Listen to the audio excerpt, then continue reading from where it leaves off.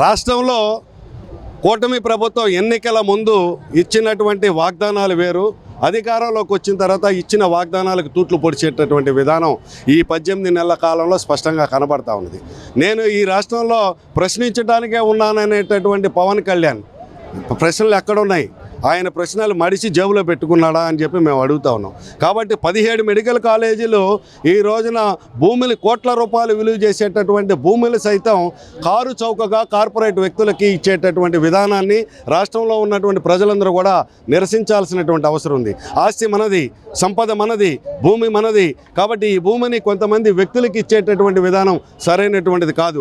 17 medical కాలేజీలకి private వ్యక్తులకి ఇచ్చేటటువంటి పరిస్థితి చూసినట్లయితే వైద్య విద్య ప్రైవేటు రంగంలో చదువుకునేటటువంటి విద్యార్థులు తమ యొక్క MBBS మెడికల్ కోర్సెస్ అయిపోయిన తర్వాత వారు వైద్య కేవలం వ్యాపార దృక్పథంతో చేస్తారు తప్ప వారు ఏ రకమైనటువంటి సేవా దృక్పథంతో చేసేటటువంటి పరిస్థితి రాబోయేటటువంటి కాలంలో లేదు.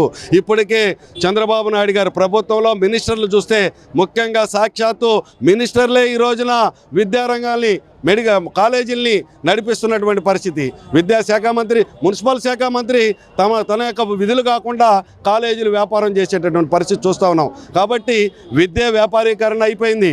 రేపు రాబోయేటటువంటి కాలంలో మెడికల్ కాలేజీలు వైద్యం కూడా ప్రైవేటీకరణ కాపాడితే పేదవాడికి అందుబాటులో ఉండేటటువంటి పరిస్థితి ఉండదు. SC, ST, BC మైనారిటీ ఆర్థికంగా వెనుకబడినటువంటి వర్గాల నుంచి వచ్చేటటువంటి విద్యార్థులు వైద్య విద్యని అభ్యసించేటటువంటి పరిస్థితి రాబోయే కాలంలో ఉండదు. కాబట్టి ఖచ్చితంగా గవర్నమెంట్ రంగంలోనే, ప్రభుత్వ రంగంలోనే ఈ వైద్య కాలేజీలు నడవాలి.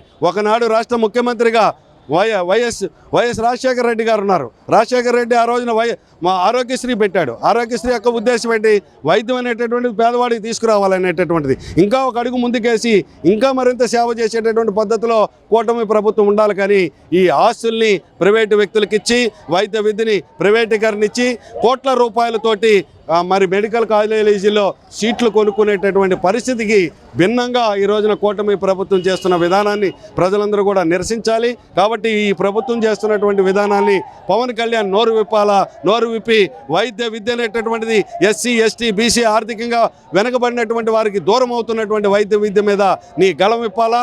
ఈ ప్రభుత్వం తీసుకున్నటువంటి చర్యను ఉపసంహరించుకునేంత వరకు కూడా ఈ కార్యక్రమం చేపట్టాలని చెప్పి CPIగా డిమాండ్ చేస్తా ఉన్నాం.